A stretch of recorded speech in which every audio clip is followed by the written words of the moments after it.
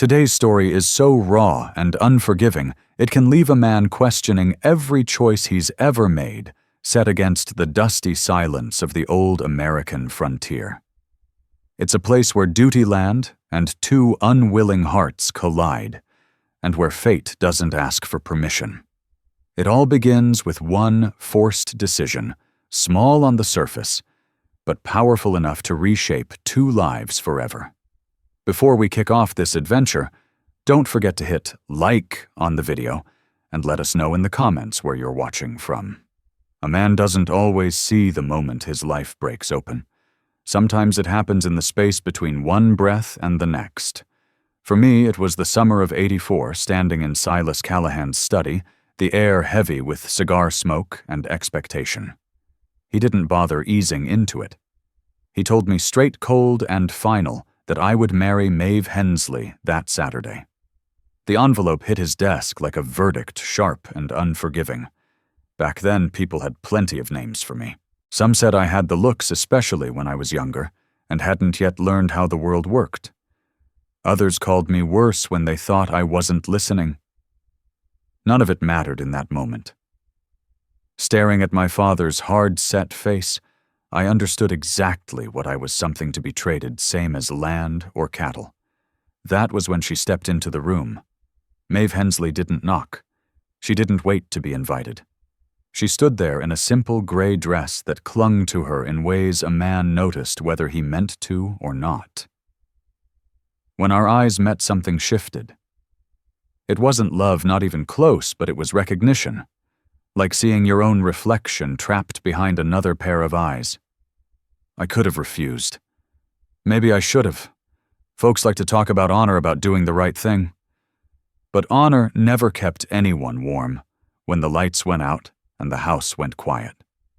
Saturday came hard, like most things worth surviving.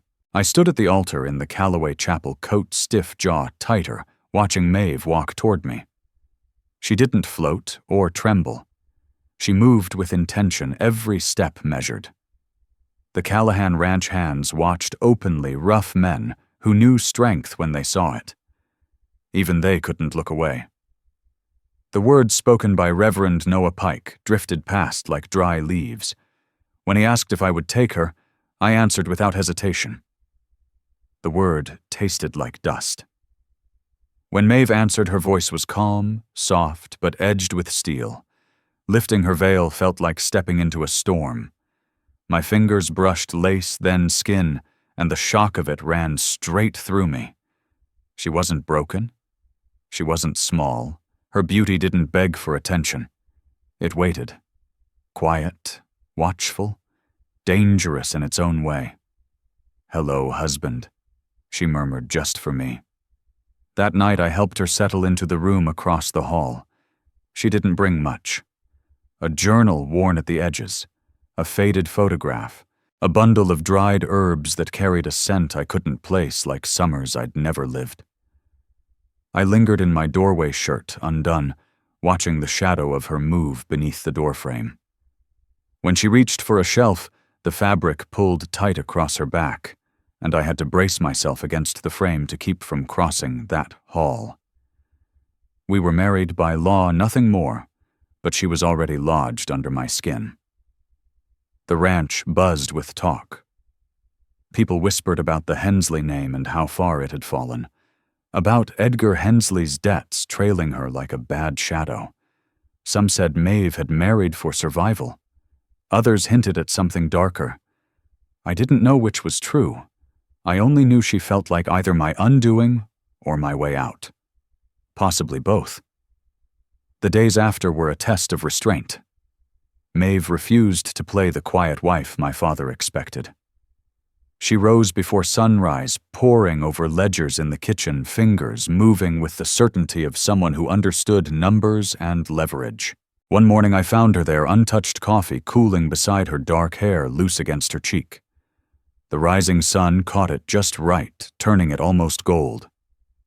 And in that moment, I understood something had already changed, whether I was ready for it or not.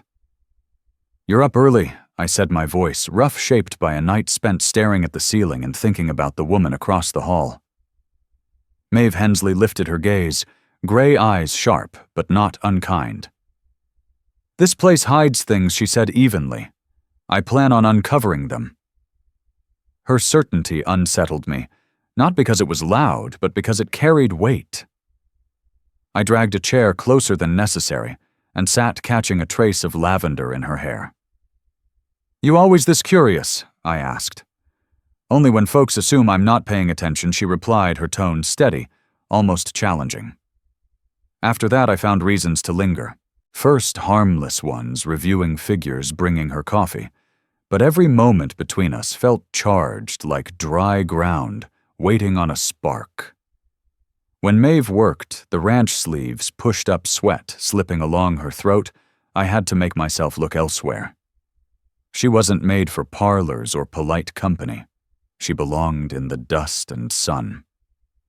She hauled feed-checked fence posts and worked beside the Callahan ranch hands without complaint. Strength and grace moved together in her, and it gnawed at me more than I cared to admit. One evening we sat on the porch, forgotten coffee cooling between us. Silence doing the talking neither of us dared start. "Why did you agree to this marriage?" I finally asked. Her answer came stripped bare. "I was tired of surviving by myself." She paused. Not of being alone, of pretending it didn't hurt. The honesty struck hard. I shifted closer, our knees brushing heat rushing through me at the contact. "And you?" she asked, turning toward me. "Why did you say yes?" The truth surfaced before I could stop it. Because I didn't know how to be anything other than what Silas Callahan shaped me into. Something softened in her eyes. Understanding, maybe. The look of someone recognizing another soul held in the same cage. Her hand rested on the railing, close enough for me to imagine covering it with mine, tracing her pulse, pulling her near enough to steal the breath from her lips. But doubt held me in place. Edgar Hensley's debts, the quiet talk about men who never forgot what they were owed, the Black Ridge collectors. Was Maeve building a future with me, or simply outrunning her past? The question burned, but her closeness made clear thinking impossible. She felt like a storm wrapped in calm, and I was already caught in it. 3 weeks later, everything shifted. My father ordered us to check the south fence line. I suspected he wanted us away from the ranch for reasons of his own. We dismounted near a splintered post. Maeve knelt to examine it, her riding skirt drawn tight as she leaned closer. I stepped nearer under the pretense of inspecting the wood, though my attention never left her. Her blouse shifted, revealing the line of her collarbone, her dark hair catching the afternoon sun. "This needs replacing," she said, fingers following the cracked grain. "Does it?" My voice came out rough. When my hand brushed hers, slow, deliberate, she didn't pull back. She looked up at me, storm-gray eyes meeting mine lips, parting just slightly. I felt the tremor move through her. My other hand found her waist, the fabric warm beneath my palm.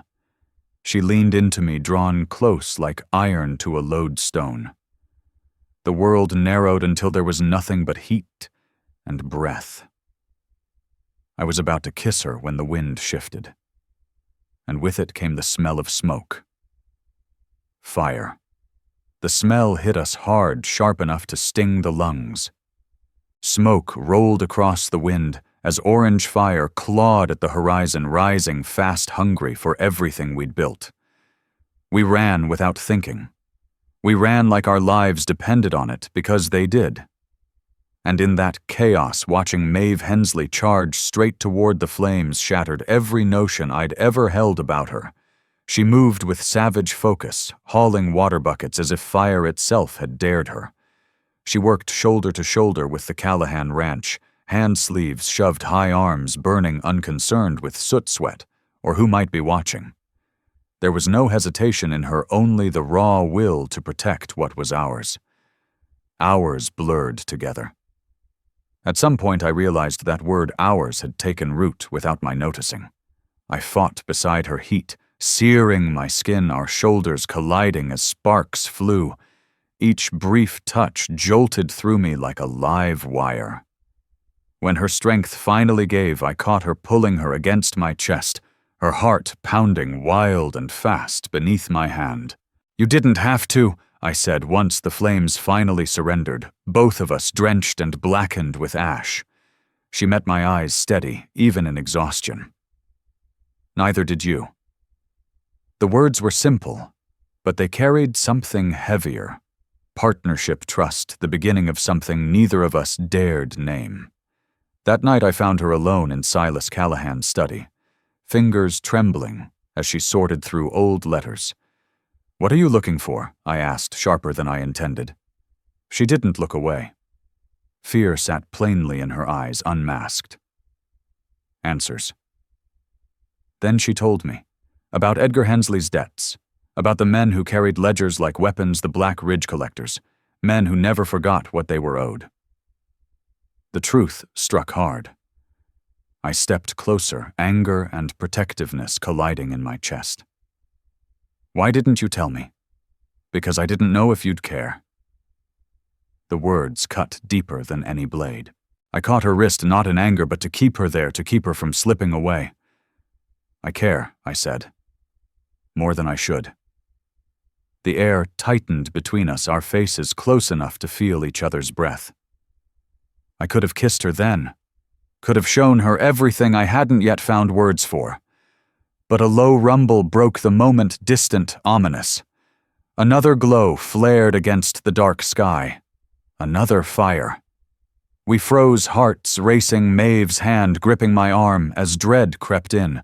We had a ranch to protect, but more than that, we had this fragile thing forming between us. I wasn't about to let either burn. The second blaze never reached us, just lightning, far-off smoke rising from trouble that wasn't ours. Still standing there in the dark, with her hand on my arm, I knew something had shifted for good. The next morning, I made my choice. I walked into my father's study, spine straight, ready for the battle I'd avoided my entire life. "I choose her," I said, my voice steady as stone. "Not your land, not your name. Her." Silas Callahan's gaze turned cold as winter steel. "You're throwing away everything I built." "No," I said, already turning toward the door. "I'm building something better." Maeve waited by the horses, her braid loose sunlight catching the pale strands near her temples. When she saw me, the question was already in her eyes. "You sure?" she asked. I stepped close until our shadows merged in the dust. "I've never been more certain of anything." We rode toward the ridge as the light softened, heading for the stretch of land that had once belonged to Edgar Hensley. Maeve swung down near an old cottonwood, its roots knotted deep into the soil, holding fast to years that refused to disappear. "This is home," she said. But she wasn't speaking to the ground beneath her boots. I reached for her hand, not to claim her, not to bind her, but to stand with her. Then we make it ours. That was when she finally laid everything bare. She told me about her father's gambling losses, about the men who came knocking with ledgers and cold eyes, forcing her family to sell piece by piece until nothing remained. She told me she hadn't married me only for safety. She said that first day in my father's study she'd seen something familiar in my eyes, the same trapped look she'd carried for years. "I'm not the innocent woman you deserve," she whispered. I drew her closer.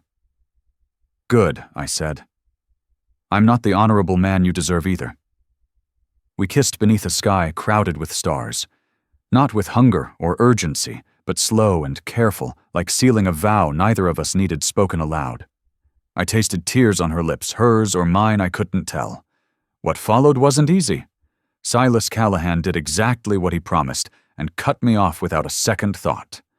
And Maeve's past didn't stay buried. More than once, men came looking for debts that were never hers to carry. But we faced it side by side. And that changed everything. I learned love isn't about finding someone flawless. It's about finding the person whose broken edges line up with your own. Her ghosts and my defiance, her quiet strength and my refusal to bend. Somehow they fit. Together we built something solid on that ridge. Not just a ranch, but a life. A partnership chosen freely, not forced by blood or obligation. Some folks said I was a fool for walking away from my inheritance. Others whispered that Maeve had turned me against my own kin. They were wrong. She never tried to change me. She only showed me who I could become if I had the nerve to choose for myself. And I chose her. Every morning I wake beside her. Every evening we sit on the porch and watch the sun sink low. Every ordinary moment in between. Years have passed since that summer broke my life open. My father is gone. Now he died, still bitter over the choice I made. Maeve and I are still here. Still choosing each other. We have 3 children now, the Callahan children, and land that runs from the ridge down to the river. The old cottonwood where we first kissed still stands its branches, stretching skyward like a promise kept. Maeve's in the kitchen as I tell this, probably wondering why I'm talking to myself again. The gray threading through her hair catches the lamplight. She's more beautiful now than she was the day she walked into my father's study. Sometimes I wonder what life might have looked like if I'd stayed the obedient son. If I'd treated her like a contract instead of the woman who saved me. But that's not the path I chose, and I thank God for that choice every single day. Most people spend their lives doing what they believe they're supposed to do. Walking roads laid down by other folks' hopes, fears, and expectations. They call it responsibility. They call it duty. But sometimes, if you're brave enough or reckless enough, and there's not much difference between the two, you get a choice. You get to decide who you're going to be. I chose Maeve, and she chose to trust me. Maybe that's all love ever really amounts to. 2 people making the same choice over and over again, even when it would be easier not to, until choosing each other becomes as natural as drawing breath. If you followed this story to the end, then you already know what I'm trying to say. Love is always a gamble. It always asks for something in return. Sometimes it asks for comfort. Sometimes for pride. Sometimes for everything else you thought mattered. But it's worth it. Every time. And if life has taught me anything, it's this: nothing worth keeping ever comes without a cost. And nothing worth loving ever comes without risk. Finally, let me send my deep thanks to you. Thank you for listening. If this story has touched your heart, I invite you to stay with us to discover more true tales of the Wild West. Stories that honor resilience, tenderness, and the spirit that God placed in those who blazed the trail. Subscribe, share, leave your thoughts in the comments, and join us once again to journey across this untamed land. Thank you. Aviso Legal/Disclaimer. These stories are crafted purely for entertainment and may contain imaginative additions or dramatic interpretations inspired by old frontier eras. We use AI-based resources, voice imagery, and drafting as part of our creative process, but every final detail is carefully reviewed and shaped by human effort to preserve emotional depth and authenticity. We strictly follow YouTube's rules regarding AI-generated content and refrain from deepfakes, altered identities, or misleading representations. All images, sounds, and related materials are lawfully obtained. Please do not reuse, modify, or distribute any portion of this content without written permission. Thank you for valuing creativity, respect, and original work.